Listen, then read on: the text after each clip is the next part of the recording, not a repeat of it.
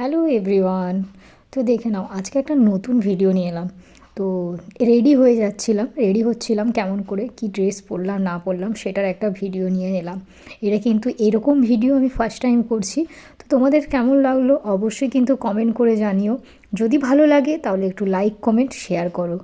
সবাই পাশে থেকো, সবাই ভালো করে কাজ করে যেও। দেখে নাও, আমি রেডি হয়ে গেছি। কেমন লাগছে আমাকে? এই ড্রেসটা আমি অনেক দিন আগে কিনেছিলাম, যখন আমি আদ্রায় থাকতাম তখন একবার জন্মদিনের সময় কিনেছিলাম। তো একটু স্টাইল মেরে একটু ছবি তুলে নিলাম, মানে ভিডিও করে নিলাম।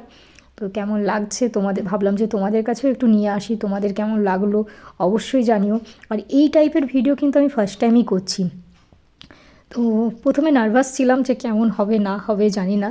তো ভাবলাম তোমাদের কাছে যখন ভিডিও আনি, সব কিছুই যখন ভিডিও করি দেখাই, তাহলে এইটার ভিডিও ছাড়ি।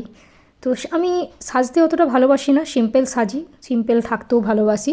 তো এরকমভাবে সেজে গেছিলাম এবং টিপের মানে যে চিটটা থাকে সেটা আমার খুলছিল না, তো ওই জন্য একটু দেরি হলো টিপটা পড়তে। তো চুলটা তো আমি খুলে যাব না, চুলটা আমি বেঁধে নেবো। তো চুলটা আঁচড়ে নেবার পর, জোট টোট সব সারিয়ে নেবার পর খুলে নেবার পর এটাকে প্রথম রেডি হয়ে গেলাম। চুলটাকে একটু আঁচড়ে নিয়ে তারপরে গার্ডার দিয়ে বেঁধে নিলাম চুলটাকে।